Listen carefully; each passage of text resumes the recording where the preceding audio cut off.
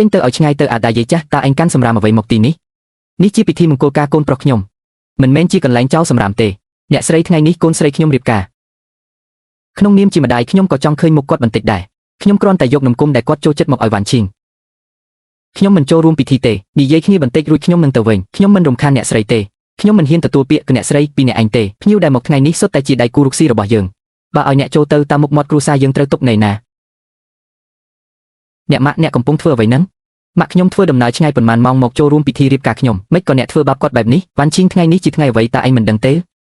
គ្រួសារក៏យើងមានមុខមាត់ក្នុងសង្គមណាស់ឲ្យម៉ាក់ឯងមកបែបនេះមើលទៅអន់ណាស់ហើយក៏មិនមែនជារឿងល្អដែរមើលឯងស្លៀកពាក់មកចុះពិតជាធ្វើឲ្យយើងអាម៉ាស់មុខមែនម៉ាក់ពួកអ្នកកំពុងធ្វើអ្វីនៅទីនេះពិធីនឹងចាប់ផ្ដើមហើយកៅមឹងយូម៉ាក់អ្នករៀបរៀងម៉ាក់ខ្ញុំនៅមុខទ្វារមិនឲ្យគាត់ចូលមានន័យថាម៉េចមុនរៀបការយើងបានព្រមព្រៀងគ្នាហើយខ្ញុំមិនយកផ្ទះមិនយកឡានមិនយកថ្លៃទឹកដោះលក្ខខណ្ឌតែមួយគត់គឺម៉ាក់ខ្ញុំត្រូវតែអង្គុយទៅធំក្នុងពិធីទោះបីគាត់មិនមែនជាម្ដាយបង្កើតរបស់ខ្ញុំប៉ុន្តែគាត់ចិញ្ចឹមខ្ញុំមកតាំងពីតូចផ្ដល់អាហារការស្លៀកពាក់និងការរៀនសូត្រឲ្យខ្ញុំគាត់ប្រៀបដូចជាម៉ាក់បង្កើតចុះអ្នកភ្លេចសន្យាជាមួយខ្ញុំហើយឬ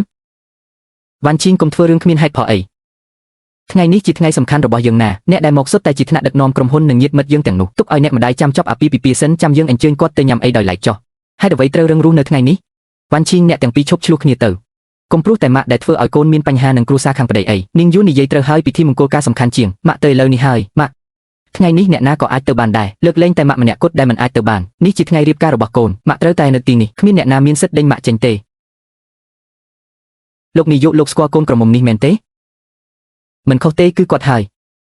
ពិតជាគាត់មែនលេខាចៅប្រញាប់ទៅក្រុមហ៊ុនយកកាដូដែលខ្ញុំទុកដាក់យ៉ាងពិសេសមកឆាប់ឡើងកុំឲ្យមុខហើយមិនចេះដឹងគុណពេកបើមិនឃើញថាកូនរៀបការទេគ្មានបានអីទាំងអស់ក្មេងកំព្រីគ្មានឪពុកម្ដាយចង់បានដូចកូនបើអាចរៀបការជាមួយមីងយួនយើងបាននោះគឺកូនសំណាងខ្លាំងហើយមីងយួនរបស់យើងជាអ្នកគ្រប់គ្រងទូទៅប្រចាំតំបន់ហ៊ូតុងរបស់ក្រុមហ៊ុនសឹងស៊ីអនាគតភ្លឺស្វាងណាស់មើលចុះគ្រួសារកូនក៏មិនសូវជាអីថែមទាំងមានម៉ាក់ឈឺជាមរ៉ាំរ៉ៃទៀតយើងមិនខ្ពើមរអឹមនឹងកូនគួរតែអរគុណផងកុំមកធ្វើរកពីឲ្យសោះលីវ៉ាន់ឈីងកុំរករឿងទៀតអីពាក្យសម្ដីម៉ាក់ខ្ញុំប្រហែលជាស្ដាប់ទៅមិនចូលត្រចៀកតែការពិតវាក៏ត្រូវតាមនឹងដែរដែលខ្ញុំព្រមព្រៀងកាលពីមុនក៏ព្រោះចង់ឲ្យកូនសប្បាយចិត្តកូនត្រូវយល់ពីពួកយើងខ្លះពួកយើងពិតជាខ្មាស់គេខ្លាំងណាស់ឥឡូវនេះនាំម៉ែចេញតាមទ្វារក្រោយទៅរួចទៅផាត់មុខបន្ថែមទៀតទៅកុំបង្ខំឲ្យខ្ញុំត្រូវខ្មាស់គេនៅចំពោះមុខមនុស្សច្រើនបែបនេះពួកអ្នកហ៊ានថាម៉ែខ្ញុំជាមនុស្សអាប់អន់ដល់ថ្នាក់ហ្នឹងបានថ្ងៃនេះខ្ញុំបានឃើញច្បាស់ហើយពីភាពពុតត្បុតរបស់គ្រួសារពួកអ្ន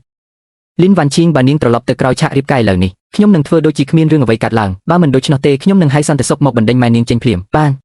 នអ្នកហ៊ាននិយាយបែបនេះមែនទេកៅមិនស្ដាប់ឲ្យច្បាស់ចុះដើម្បីឲ្យខ្ញុំបានរៀនសូត្រម៉ែខ្ញុំធ្វើការ3កន្លែងក្នុងមួយថ្ងៃរើអេតចាយមិនហ៊ានហូបមិនហ៊ានស្លៀកពាក់ដើម្បីទុកលុយឲ្យខ្ញុំទាំងអស់ពួកអ្នកនៅហ៊ានថាគាត់ទៅខ្វក់ទៀតចិត្តរបស់ពួកអ្នកទេដែលលោកខ្វក់បំផុតនោះអាពាហ៍ពិពាហ៍នេះខ្ញុំមិនរៀបការទេគ្រូសាកៅរបស់ពួកអ្នកខ្ពស់ពេកហើយខ្ញុំលីនវ៉ាន់ឈីងមិនអាចឈោងដល់ទេលីនវ៉ាន់ឈីងនាងឈួតទៅហើយមែនទេគ្រាន់តែរឿងម៉ែស្រុកស្រែមកបោះបង់ការភ្ជាប់ពាក្យជាមួយខ្ញុំប្រាប់ឲ្យដឹងទុកថ្ងៃនេះបើនាងហ៊ានដើរចេញទៅស្អែកឡើងពេញក្រុងនឹងដឹងថានាងគឺជាស្រីដែលគេលែងត្រូវការក្រៅពីខ្ញុំតើនៅមានអ្នកណាហ៊ានរៀបការជាមួយនាងទៀតខ្ញុំហ៊ាន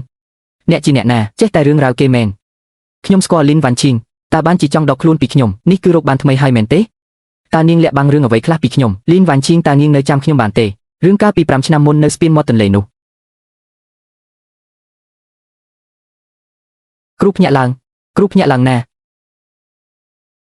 ភ្ញាក់ឡើងកុំកេងលក់ណាសូមកុំកេងលក់ឲ្យសោះអ្នកឈ្មោះអ្វីដែរអរគុណអ្នកខ្ញុំឈ្មោះលីវ៉ាន់ឈីងកុំនិយាយអីទៀតរថយន្តសង្គ្រោះមកដល់ភ្លាមហើយអ្នកគឺជាអ្នកបើកបរឡានមេបាច់ម្នាក់នោះមែនទេគឺខ្ញុំកាលពី5ឆ្នាំមុនបើមិនមែនព្រោះតែអ្នកបំបែកកញ្ចក់ហើយអូខ្ញុំចេញពីភ្លើងទេខ្ញុំប្រកាសជាឆេះខ្លាយជាភេទបាត់ទៅហើយស្លាកស្នាមនៅលើដៃអ្នកប្រហែលជាកើតឡើងនៅថ្ងៃនោះហើយមែនទេលោកលូអ្វីដែលវ៉ាន់ឈីងផ្ទះមួយកន្លែងនេះខ្ញុំរក្សាទុកក្នុងឈ្មោះខ្ញុំអស់5ឆ្នាំមកហើយសោនឹងប្លង់ផ្ទះខ្ញុំតែងតែដាក់តាមខ្លួនជានិច្ចគឺរងចាំថ្ងៃណាមួយបានជួបអ្នកក្នុងសៀវភៅធនាគារមាន1លាន2សែនគឺជាចិត្តបន្តិចបន្តួចរបស់ខ្ញុំថ្ងៃនេះអាចជួបអ្នកនៅទីនេះនេះគឺជាលិខិតសិទ្ធិអ្នកនិយាយថាគាត់ជាក្មេងកំព្រាថាម្ដាយគាត់ជាស្ត្រីជនបទម្នាក់កៅមីងយួនអ្នកជាអគ្គនាយកតំបន់ហៅតុងនៃក្រុមហ៊ុនសឹងស៊ឺមែនទេអ្នកត្រូវបានដេញចេញហើយអ្នកនិយាយអ្វីអ្នកមានសិទ្ធិអ្វីមកដេញខ្ញុំចេញអញពិតជានរណានេះគឺជាលោកលូស៊ីងឈិនប្រធានក្រុមប្រឹក្សាភិបាលនៃក្រុមហ៊ុនសឹងស៊ឺរបស់យើងលិខិតតែងតាំងរបស់អ្នកគឺជាលោកលូជាអ្នកចុះហត្ថលេខាផ្ទាល់គាត់ក៏មានសិទ្ធិដកតំណែងអ្នកដែរប្រធានលោកលូទោះបីជាអ្នកជាប្រធានក្រុមហ៊ុនសឹងស៊ឺក៏ដោយអ្នកក៏មិនអាចដណ្ដើមប្រពន្ធអ្នកដទៃបានដែរអ្នកធ្វើបែបនេះគ្មានអ្នកណាម្នាក់គ្រប់គ្រងអ្នកឡើយមិនថានរណាម្នាក់គ្រប់គ្រងខ្ញុំឬអត់នោះទេខ្ញុំត្រូវតែរៀបការជាមួយវ៉ាន់ឈីងស្រីល្អម្នាក់បែបនេះពួកអ្នកមិនចេះឲ្យតម្លៃទេអញ្ចឹងទុកឲ្យខ្ញុំជាអ្នកមើលថែគាត់ចុះពូមីងតើអ្នកទាំងអស់គ្នាគិតថាខ្ញុំធ្វើបែបនេះត្រឹមត្រូវទេ